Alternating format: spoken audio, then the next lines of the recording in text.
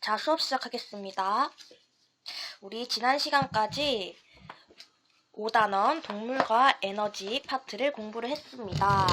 이번 시간에는 물질의 특성, 이제부터는 화학에 대한 것을 공부를 해볼 거예요. 자, 그러면 우리 오늘 학습 목표를 확인하고 가겠습니다. 우리가 오늘은 순물질과 혼합물에 대해서 한번 배워볼 거예요. 우리 주변의 물질을 순물질과 혼합물로 구별을 하려면 각각이 무엇인지 이해를 해야겠죠? 그리고 시간이 남는다면 물질의 특성 중에 하나인 밀도에 대해서 한번 배워보도록 할게요. 자, 페이지는 200페이지입니다. 그림 보면 어떤 게 물이고 어떤 게 설탕물일까 지금 그러고 있죠. 자, 우리가 평소에 물과 설탕물은 어떻게 구별할 수 있을까요? 마셔보면 구별할 수 있겠죠. 물은 맛이 없고, 그러니까 무맛이고 설탕물은 달달한 맛이 나겠죠. 그러한 차이점이 있겠죠. 그래서 이러한 물질의 특성에 대해서 오늘 한번 배워볼 거예요. 자, 우선 우리 영상을 하나 보고 가겠습니다.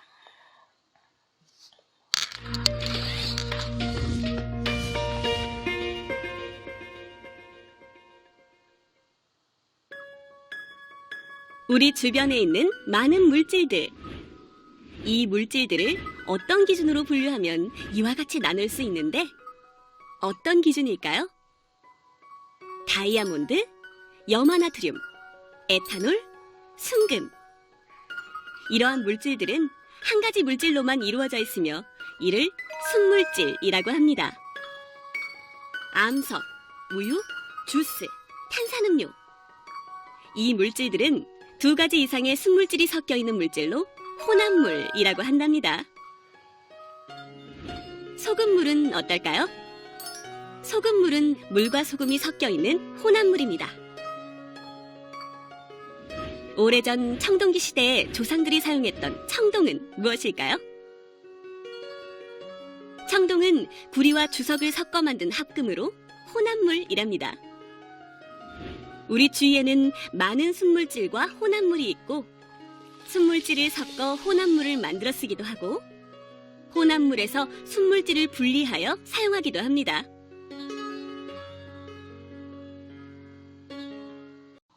자, 영상 잘 봤나요? 그러면 우리 순물질과 혼합물에 대해서 본격적으로 알아볼게요. 영상을 봤으면 이해할 수 있어요. 자, 우선 한 가지 물질로 이루어진 물질, 이것이 뭐다? 순물질이에요. 그리고 두 가지 이상의 순물질이 섞여 있는 물질, 이것이 바로 혼합물입니다. 근데 이게 좀 헷갈릴 수 있어요. 순물질 중에서 순물질도 두 가지로 나눌 수 있거든요. 순물질은 무엇과 무엇으로 나눌 수 있냐면 한 종류의 원소로 이루어진 물질, 한 종류의 원소, 그리고 두 종류 이상의 원소. 자, 한 종류의 원소로 이루어진 물질을 우리가 호던소 물질이라고도 해요. 호던소 물질이라고도 해요. 두 가지 이상의 원소로 이루어진 물질을 화합물이라고도 해요. 그냥 우리는 순물질 중에 한 종류의 원소, 두 종류 이상의 원소 이렇게 있다고만 생각해주면 돼요. 자, 한 종류의 원소와 두 종류 이상의 원소로 이루어진 물질은 모두 다 한 가지 물질이에요. 두 종류 이상의 원소지 물질은 아니란 말이에요. 한 종류의 원소, 두 종류 이상의 원소, 이게 다 한 가지 물질로 이루어져 있어요. 자, 이게 좀 이해하기 어려울 수 있는데 이 두 종류 이상의 원소를 가진 물질을 보고 여러분들이 혼합물이라고 생각을 할 수 있어요. 근데 얘도 순물질이에요. 예를 들면 물은 우리가 생각했을 때 당연히 순물질이긴 한데 두 종류 이상의 원소로 되어 있어요. 자, 물은 우리가 1단원에서 배웠죠. H2O죠. 자, 원소가 지금 몇 종류죠? 두 종류죠? 수소랑 산소로 이루어져 있죠. 수소랑 산소의 원소로 이루어져 있지만 한 가지 물질이에요. 물은 한 가지 물질. 그리고 또 뭐가 있냐? 이산화탄소. 이산화탄소는 CO2죠. 자, 얘도 두 종류 이상이죠. 지금 탄소와 산소로 이루어져 있어요. 그리고 우리가 소금을 우리가 염화나트륨이라 그러죠. 소금은 나트륨과 염소로 이루어져 있습니다. 자, 그러면 한 종류의 원소로 이루어진 것은 무엇이 있을까요? 산소. 산소는 O2, 그리고 구리는 우리가 Cu였죠. 그리고 뭐 철, 그리고 다이아몬드는 탄소로만 이루어져 있거든요. 이런 식으로 여러분들이 좀 헷갈릴 수 있어요. 근데 이것을 구별하기 위한 가장 중요한 특징은 순물질은 물질의 특성이 항상 일정합니다. 물질의 특성이 일정해요. 물질의 특성이 일정해. 근데 혼합물은 물질의 특성이 일정하지 않습니다. 얘는 이러한 순물질들이, 이거 다 순물질인데 이러한 순물질들이 두 가지 이상이 섞여 있어야 돼요. 예를 들어서 우리 아까 했죠. 소금물은 염화나트륨과 뭐가 섞인 거다? 물이 섞인 거죠. 이런 식으로 소금물. 그리고 뭐가 있지? 우유는 뭐 이렇게 지방 등등이 다 섞여 있고, 그리고 암석 뭐 등등 다양한 것들이 있겠죠. 얘네는 물질의 특성이 일정하지 않습니다. 자, 아직도 순물질과 혼합물을 구별을 못하는 친구들을 위해서 한번 선생님이 이야기를 해볼게요. 자, 우리가 물은 H2O라고 했어요. 물은 H2O. 자, 물은 원소가 두 종류죠. 원소가 지금 두 종류예요. 수소랑 산소. 자, 수소랑 산소를 쪼갈랐어. 그러면 수소와 산소에 각각의 물의 특성이 있을까요? 없죠. 얘는 무조건 H2O라는 상태로 있어야지 물의 특성을 가져요. 그렇죠? 그래서 이러한 고유한 특성을 가지는 친구들이 순물질이에요, 순물질. 근데 혼합물을 생각해 봅시다. 자, 그러면 우리가 혼합물의 대표적인 예가 소금물이 있겠죠. 소금물은 소금이 뭐죠? 염화나트륨과 그리고 뭐가 섞인 것이다? 물이 섞인 거죠. 자, 그러면 소금물을 얘를 쪼개봅시다. 그러면 염화나트륨이라는 성질, 염화나트륨 소금이죠. 소금이라는 성질, 그리고 물이라는 성질, 그 고유한 순물질의 성질들이 그대로 남아있죠. 그죠? 그래서 이런 순물질들이 두 개 이상이 섞인 것을 우리가 혼합물이라고 합니다. 자, 이렇게 하면 좀 이해가 됐으려나요? 자, 그러면 우리가 또 한번 이렇게 생각을 해볼게요. 이거는 좀 더 뒤에 가서 배울 건데, 우리가 끓는 점을 생각해 봅시다. 끓는 점. 여러분, 물이 몇 도에 끓는지 알고 있나요? 끓는 점은 우리가 끓는 온도예요. 끓는 온도. 뒤에 가면 좀 더 정확하게 배울 거예요. 물은 몇 도씨에서 끓는다? 100도씨에서 끓어요. 물은 100도씨에서 끓습니다. 그러면 우리가 물은 이렇게 가다가 100도가 되는 지점에서 끓어요. 이게 끓는 점입니다. 이 끓는 점 이상으로는 우리가 온도가 올라가지 않습니다. 뒤에 가면 좀 더 정확하게 배울 거예요. 순물질 같은 경우에는 이렇게 100도씨가 지나면 끓지 않습니다. 끓는데 이제 끓는 점 온도 이상으로는 우리가 온도가 올라가지 않습니다. 근데 이게 물이에요. 근데 소금물 같은 경우에는 이렇게 계속 올라가게 돼요. 소금물. 이렇게 물질이 두 개가 지금 섞였으면 지금 끓는 점이 올라가고 있다는 것을 우리가 알 수 있죠. 자, 이런 식으로 순물질 같은 경우에는 이러한 물질의 특성이 일정해요. 물의 양에 상관없어요. 물의 양에 상관없이 일정해요. 근데 소금물은 일정하지 않습니다. 이렇게 혼합물은 물질의 특성이 일정하지 않습니다. 이 소금이 또 얼마가 타져 있는지에 따라서 또 다를 거고, 뭐 농도도 중요하게 될 거고, 그렇겠죠? 근데 여러분들 일상생활에서 이렇게 끓는 점을 이용하는 경우가 있어요. 어떤 경우가 있냐면 우리가 달걀을 삶았을 때를 생각해 봅시다. 달걀. 여러분들 달걀을 삶아봤을지 모르겠는데 달걀을 삶을 때 물에 소금을 타서 달걀을 삶는 경우가 있어요. 왜 그럴까? 소금물에 달걀을 삶으면 좋은 점. 물보다 끓는 점이 높죠. 끓는 점이 높기 때문에 달걀이 더 잘 익을 수 있을 거예요. 그리고 우리가 라면 같은 경우에도 면을 먼저 넣는 사람이 있지만 스프를 먼저 넣는 사람이 있죠. 그 이유는 스프를 먼저 넣으면 혼합물이 되죠. 물과 그 스프가 섞인 혼합물이 되잖아요. 그러면 끓는 점이 올라갑니다. 그러면 그 상태에서 면을 넣으면 우리가 더 잘 익겠죠? 끓는 점이 올라갔으니까 더 잘 꼬들꼬들하게 익을 수 있을 겁니다. 자, 이런 식으로 우리가 순물질은 물질의 특성이 일정하다. 이게 중요한 포인트예요.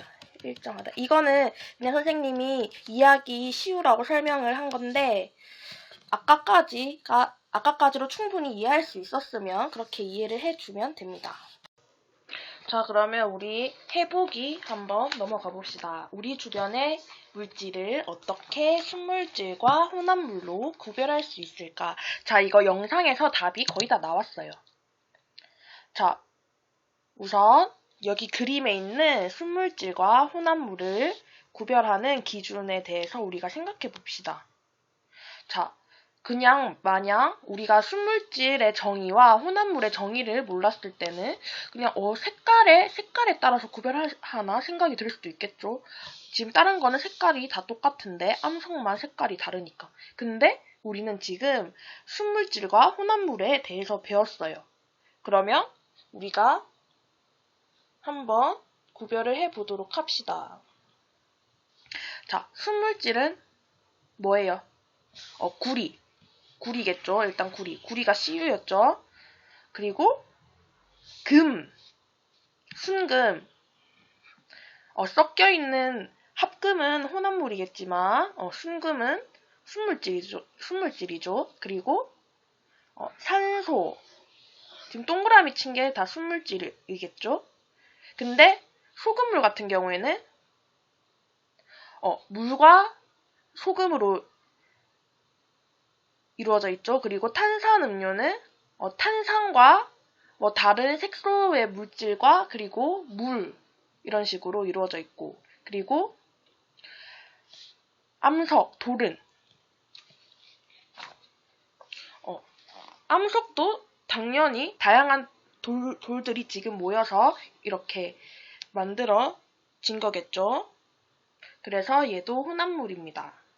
자, 그러면 우리가 기준을 이제 세울 수 있겠죠? 기준은 한 가지 물질로 이루어진 것과 두 가지 이상의 물질이 섞인 것.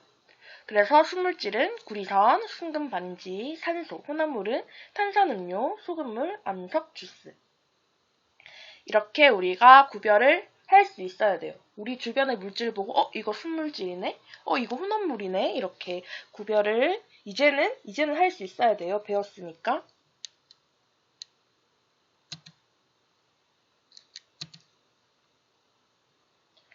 자, 그래서 우리가 순물질의 예를 보면 다이아몬드는 탄소로만 이루어져 있다 했어요. 염화나트륨은 NaCl, 나트륨과 염소 두 가지 이상의 원소로 이루어진 한 가지 물질이에요. 염화나트륨에서 나트륨 따로, 염소 따로 이렇게 빼버리면 소금의 특성을 가지지 않습니다. 그렇기 때문에 염화나트륨 그 자체가 한 가지의 물질이에요. 그리고 에탄올. 에탄올도 순물질입니다. 그리고 혼합물. 혼합물은 모래. 모래에는 석영도 있고 장석도 있고 우리가 1학년 때 배운 그런 돌을 배웠잖아요. 그런 것들이 이제 섞여 있겠죠. 그리고 우유는 물, 단백질, 지방 이런 거 다 섞여 있을 것이고 빵도 뭐 녹말 그리고 달달하니까 설탕도 섞여 있고 뭐 견과류도 있고 뭐 다양한 것들이 있겠죠. 이거는 아까 선생님이 말한 부분이에요. 혼합물을 이루는 순물질은 각각의 성질이 그대로 지닌 채 섞여 있다. 이것이 순물질과 혼합물의 좀 여러분들이 구별하기 쉬운 특성이에요. 자, 순물질 같은 경우에는 물 같은 경우에는 얘를 쪼가르면 수소와 산소의 물의 특성은 전혀 없죠. 근데 혼합물은 예를 들어서 소금물이 있어요. 소금물을 쪼가르면 소금의 특성도 있고 물의 특성도 있죠. 소금과 물의 성질을 그대로 지닌 채 섞여 있습니다. 그리고 여기 얘가 하나 더 있어요. 자, 공기는 일단 질소가 70%죠. 그리고 산소도 있을 것이고 이산화탄소도 있을 것이고 뭐 등등등 다양한 기체가 있을 거예요. 근데 공기도 우리가 혼합물이라고 그러거든요. 공기도 혼합물이에요. 근데 이 공기에 다양한 기체들이 있어요. 질소도 있고 산소도 있고 이산화탄소도 있어. 근데 이러한 각각의 기체의 성질들을 지닌 채 섞여 있어요. 그렇기 때문에 우리가 숨을 쉬었을 때 산소가 우리 몸의 폐로 들어가서 순환계를 거쳐서 우리가 세포로 갈 수 있는 거겠죠? 만약에 공기가 섞였을 때 산소의 특성이 없다면 우리가 산소를 받아들일 수 없겠죠? 이러한 혼합물의 특성이 있습니다. 그래서 우리가 순물질과 혼합물의 예를 여러분들이 한 가지씩 찾아서 써보도록 합시다. 자, 이것은 여러분들 스스로 해보세요. 자, 그래서 이제 본격적으로 물질의 특성에 대해서 배워볼 거예요. 물질의 여러 가지 성질 중 그 물질만이 나타내는 고유한 성질에 대해서 배워볼 거예요. 자, 우리가 색깔, 그리고 냄새, 맛 이런 것들로 물질을 구별할 수 있지만 그걸로 구별하지 못하는 것도 있어요. 그렇기 때문에 우리는 그 물질만이 나타내는 고유한 성질인 물질의 특성에 대해서 우리가 배워야 되는 거예요. 그래서 이러한 물질의 특성을 이용을 하게 된다면 순물질과 혼합물을 구별을 할 수 있습니다. 순물질은 아까 물질의 특성이 일정하다고 했죠. 물질의 특성이 일정합니다. 특성이 일정. 그렇지만 혼합물은 일정하지 않습니다. 그리고 순물질도 물질마다 물질의 특성이 다르기 때문에 구별을 할 수 있겠죠. 자, 그러면 물과 설탕물은 어떤 차이점이 있을까? 우리 아까 초반에 이거 한번 말했었죠. 그거에 대한 답을 우리가 달아보도록 할게요. 물은 특별한 맛이 나지 않아요. 그리고 순물질이야. 물은 순물질이었어. 근데 설탕물은 보세요. 설탕과 물로 이루어져 있죠. 그래서 물에 설탕이 녹아있어. 단맛이 나고 물과 설탕이 섞인 혼합물이다. 이렇게 말할 수 있겠습니다. 자, 여기까지 우리 이해했나요? 그러면 우리가 스스로 확인하기 문제를 풀어볼게요. 1번. 두 가지 이상의 순물질이 섞여 있는 물질을 뭐라고 한다? 순물질이 섞여 있어. 혼합물이라고 합니다. 물질의 여러 가지 성질 중 그 물질만이 나타내는 고유한 성질을 물질의 특성이라고 해요. 물질의 특성. 자, 이 물질의 특성이라는 것은 지금 보면 그 물질만이 나타내는 고유한 성질이라 그랬죠. 그래서 우리가 엄청 중요한 게 있어요. 엄청 중요한 게 양과 관계없이 일정합니다. 양과 관계없이 일정이에요. 양과 관계가 있으면 물질의 특성이라고 할 수 없겠죠. 그 물질만이 가지고 있는 고유한 성질인데, 그래서 무조건 양과 관계없이 일정합니다. 그리고 물질의 종류에 따라 달라요. 물질의 종류에 따라 다르다. 그렇겠죠? 물과 그리고 에탄올은 당연히 물질의 특성이 다르겠죠? 종류가 다르니까. 그리고 물질의 특성을 이제 배울 텐데, 특성이 아닌 것. 물질의 특성이 아닌 것.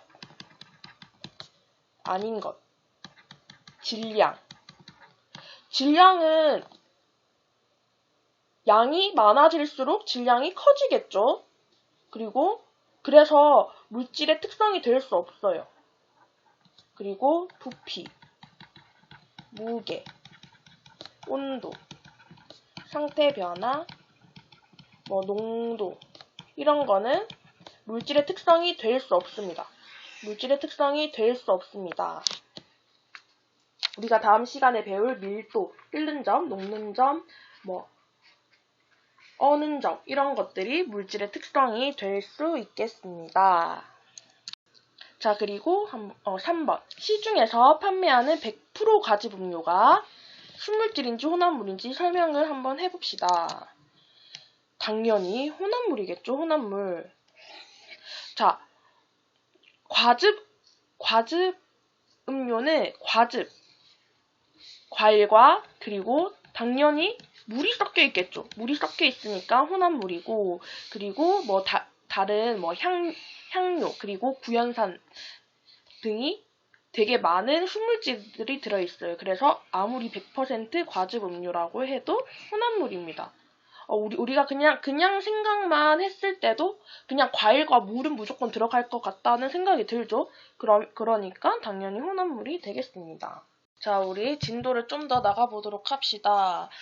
자, 조금 전까지 우리가 물질의 특성이라는 걸 배웠어요. 물질의 특성이 뭐다?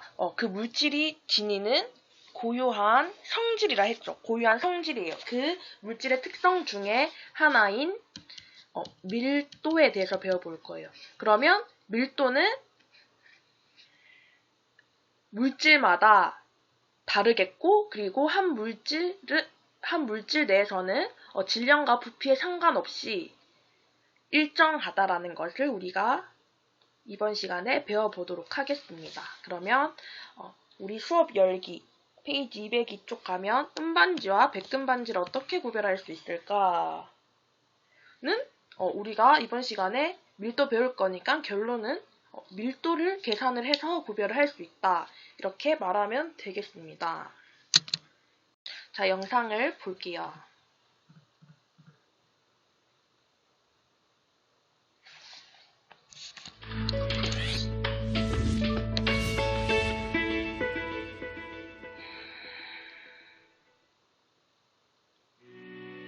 석유를 운반하는 배 유조선. 유조선이 바다 위에서 사고가 나면 바다에 기름이 유출되는 일이 벌어지기도 하는데요.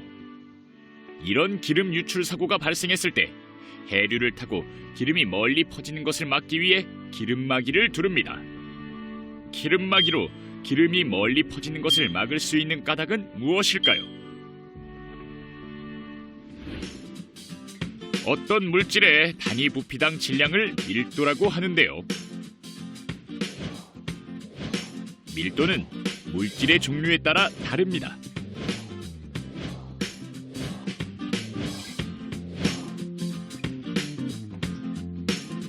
기름의 밀도는 물의 밀도보다 작고, 두 물질이 만나면 밀도가 작은 물질은 밀도가 큰 물질 위로 뜨기 때문에 물 위에 기름막이를 둘러주면 기름이 멀리 퍼지지 못하게 되는 것이랍니다.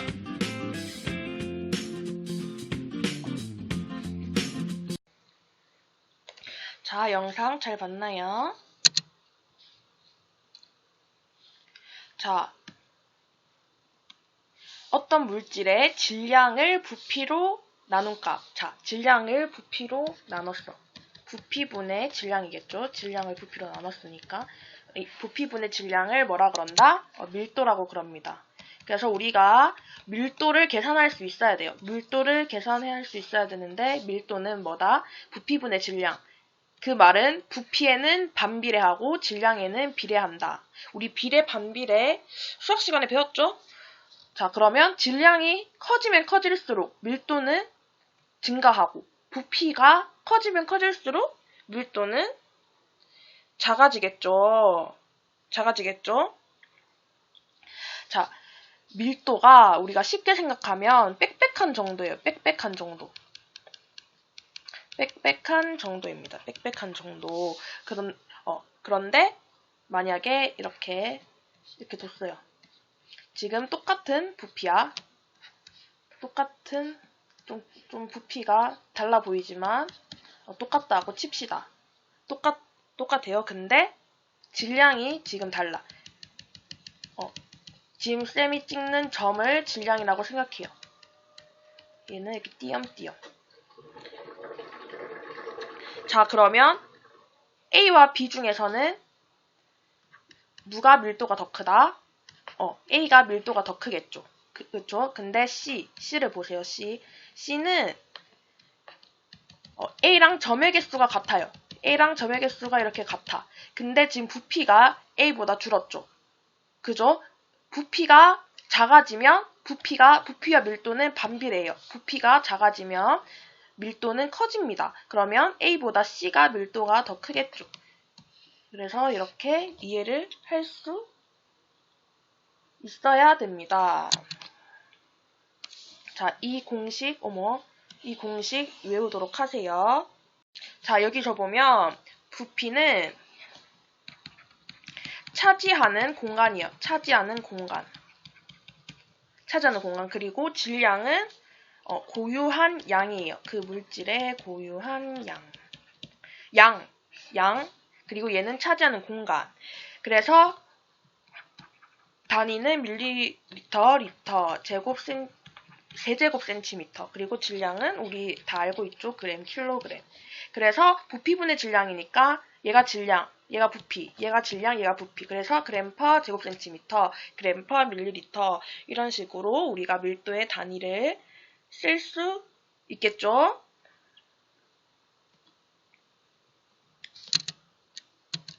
자, 그러면 우리가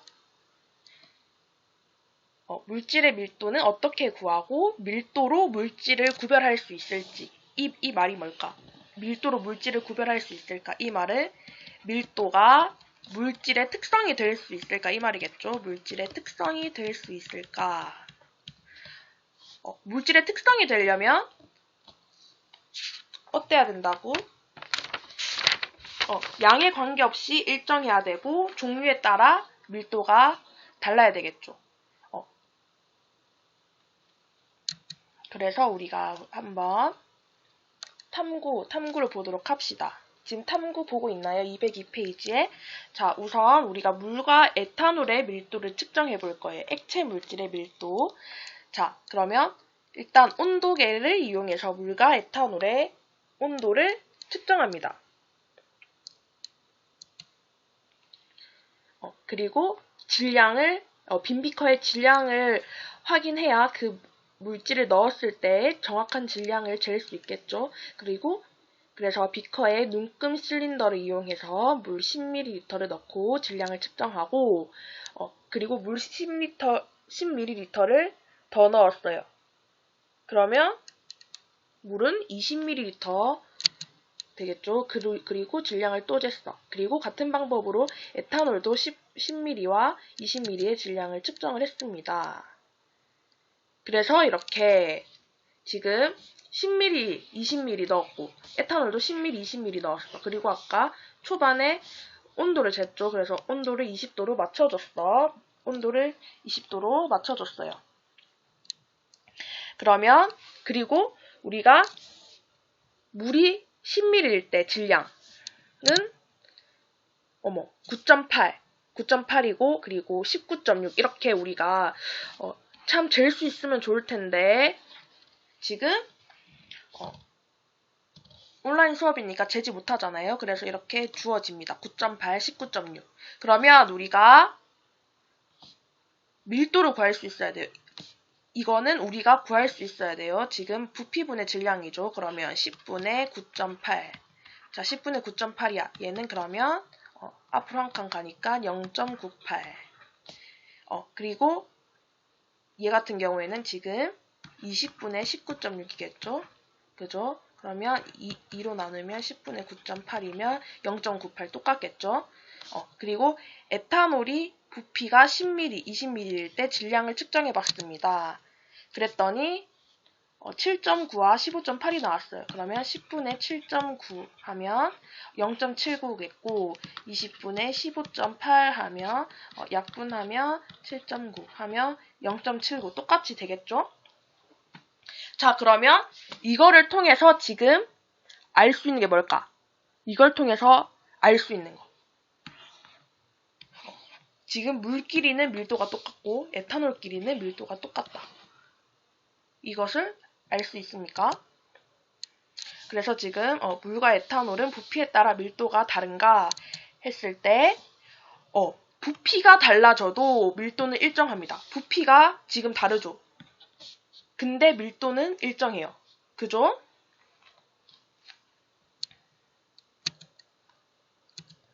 다음 고체 물질의 밀도. 철과 알루미늄 조각의 밀도를 재볼 거예요. 그래서 얘는 고체잖아요. 그래서 고체 같은 경우에는 어떻게 질량과 부피를 측정하면 좋을까요?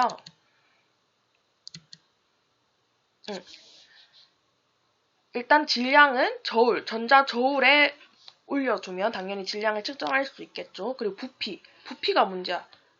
부피. 지금 규칙적이면 우리가 부피를 가로, 세로, 높이를 이렇게 가로, 세로 곱하기 높이 하면 부피를 측정할 수 있지만 불규칙한 고체는 이렇게 가로, 세로, 높이를 측정할 수 없잖아요. 그러면 고체를 녹이지 않는 액체에 이 고체를 녹이지 않는 것에 집어넣습니다.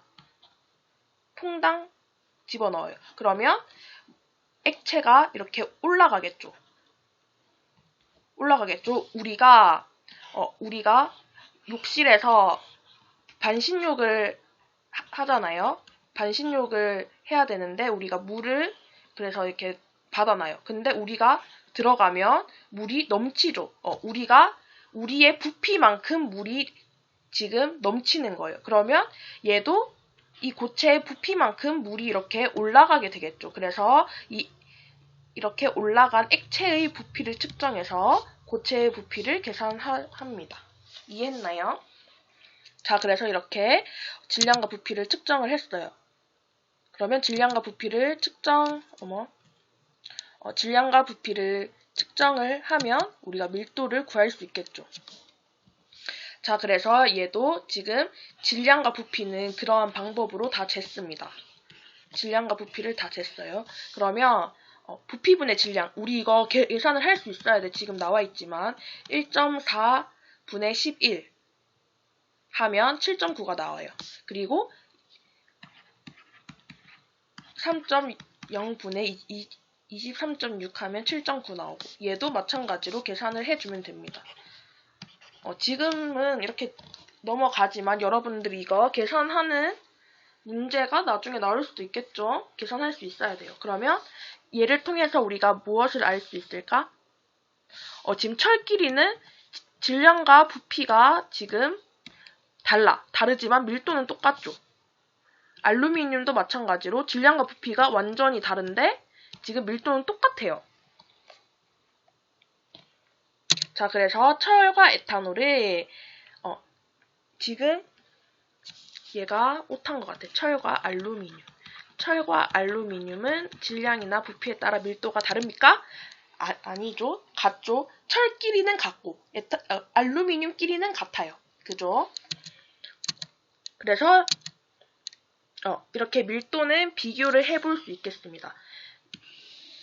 지금 철이 밀도가 제일 높고 에탄올이 밀도가 제일 작아요. 그 말은 무엇일까? 그 말은 밀도가 높은 물질. 아까 영상에서 봤죠? 밀도가 큰 물질이 밀도가 작은 물질보다 이렇게 가라앉게 되겠죠. 그러면 지금 만약에 쌤이 물을 채웠어요. 물을 채우고 얘네 3개를 다 넣어줄게요. 그러면 철과 알루미늄은 가라앉게 되겠죠. 왜 가라앉게 될까? 물보다 밀도가 높으니까. 근데 에탄올 같은 경우에는 이렇게 물 위를 이렇게 뜰 겁니다. 왜냐하면 물보다 밀도가 낮으니까. 이해했습니까? 자, 그러면 이제 밀도가 물질의 특성이 될 수 있는지를 우리가 설명을 해야 돼요. 밀도는 지금 같은 물질이면 밀도가 물질의 양에 관계없이 일정했죠. 물질의 양에 전혀 관계가 없었어요. 부피나 질량에 전혀 관계가 없이 아까 일정했습니다. 그렇기 때문에 물질의 종류에 따라 또 달라요. 지금 알루미늄끼리 똑같고 아까 철끼리 똑같았어요. 근데 철과 알루미늄은 달랐죠. 그래서 물질의 특성이 될 수 있습니다.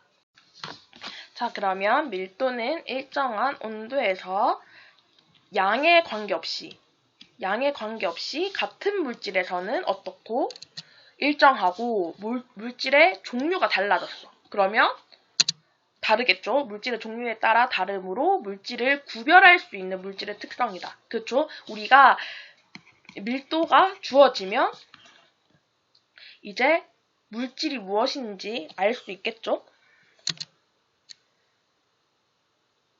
자, 그래서 이렇게 여러 가지 물질의 밀도라고 이렇게 우리 204페이지의 표 6-1에 보면 나와 있어요. 지금 여기 보면 이 물질마다 밀도가 다 다르죠. 지금 밀도 똑같은 물질이 하나도 없죠. 그래서 얘는 물질의 특성이 될 수 있습니다. 자, 여기를 보면 의문이 드는 게 하나가 있을 수 있어요. 어떤 걸까? 물, 얼음. 그죠? 지금 물을 얼린 게 얼음이잖아요. 근데 지금 밀도가 어때? 다르죠? 그래서 이 밀도의 변화에 대해서 우리가 하나 알아야 돼요. 우선 첫 번째로 상태에 따라서 변해요. 우리가 물질의 상태라고 하면 어떤 게 있죠? 기체, 그리고 액체, 그리고 고체가 있어요. 그죠? 자, 지금 부피를 생각해 봅시다. 부피는 뭐가 제일 커? 충분히 우리 이거 이해할 수 있어. 부피는 기체가 제일 크죠? 그리고 액체, 그 다음 고체. 그지? 기체와 부피가 제일 커. 우리가 물이 수증기로 가면 막 퍼지죠? 그래서 기체가 부피가 제일 크고. 그리고 얼음보다 물이었을 때가 부피가 더 크죠? 자, 그러면 밀도는 어떻게 될까? 밀도는 기체, 액체, 고체. 왜? 밀도는 우리가 부피분의 질량이었죠. 그러면 부피가 커지면 밀도는 작아지죠. 밀도는 작아져. 그래서 부피와 밀도는 반비례이기 때문에 이렇게 반대로 돼요. 고체가 그래서 밀도가 제일 크고 기체가 밀도가 제일 작아요. 근데 또 여기서 중요한 게 있어. 예외는 중요합니다. 예외는 중요해요. 예외 물. 자, 물은 밀도가 이렇게 해요. 지금 고체보다 액체가 밀도가 더 높아요. 물만이래요. 물. 다른 거는 다 밀도가 지금 고체일 때가 제일 크고 기체일 때가 제일 작은데 물만이래요. 그래서 우리가 이해할 수 있어요. 이거.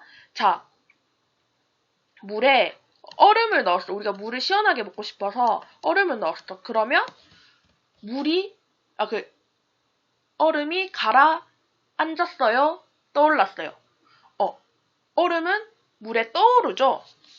얼음은 물에 떠오르는 것을 볼 수 있어요. 그렇다는 것은 이 액체인 물보다 고체인 얼음이 지금 밀도가 더 낮다는 것을 알 수 있죠. 액체인 물이 밀도가 더 높아요. 자, 그래서 이래서 우리가 좋은 게 뭘까? 지금 이렇게 되어 있어서 좋은 점. 우리가 겨울 되면 강물이 얼잖아요. 그러면 우리는 위에부터 얼어요. 그래서 위에서 막 스케이트도 타고 썰매도 타고 그러죠. 그죠? 근데 만약에 우리가 이 밀도랑 마찬가지로 물이 만약에 밑에서부터 얼어요. 그러면 이 밑에 사는 생물들이 다 죽게 되겠죠. 밑에서부터 계속 얼게 되니까. 근데 위에서부터 얼게 되면 밑에 지금 사는 생물들은 액체 상태의 물로 살 수 있으니까 계속 살 수 있게 되는 거겠죠. 자, 이런 점이 좋습니다. 물의 밀도가 기고액 이런 순이었을 때 이런 점이 좋습니다. 자, 그 다음 기체의 밀도가 또 중요한 게 뭐냐면, 자, 이거는 1번 상태에 따른 밀도. 그 다음에 기체의 밀도는 첫 번째로 온도.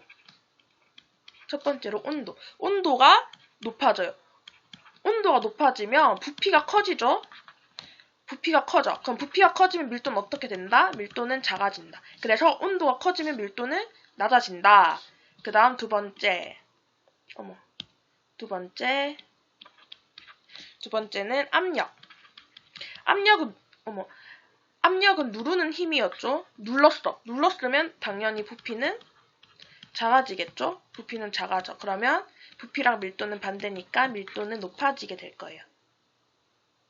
자, 이해했습니까? 자, 그래서 지금 여기 보면 이거 1기압일 때의 값이고 기체의 밀도는 25도씨 1기압일 때의 진 값입니다. 왜 그러냐면, 왜 이거를 설명을 해주냐면, 기체는 온도와 압력에 따라서 부피가 변하기 때문이에요. 그래서 온도를 25도씨 그리고 압력을 1기압이라고 가정을 하고 지금 이렇게 기체 같은 경우에는 밀도를 측정한 것입니다. 그래서 기체의 밀도를 나타낼 때에는 항상 온도와 압력을 함께 표시를 해야 합니다. 자, 오늘 그러면 이까지 하고 수업 마치고 뒤에 이제 밀도의 더 세세한 부분에 대해서는 우리 다음 시간에 다시 하도록 합시다. 모두 수고하셨습니다.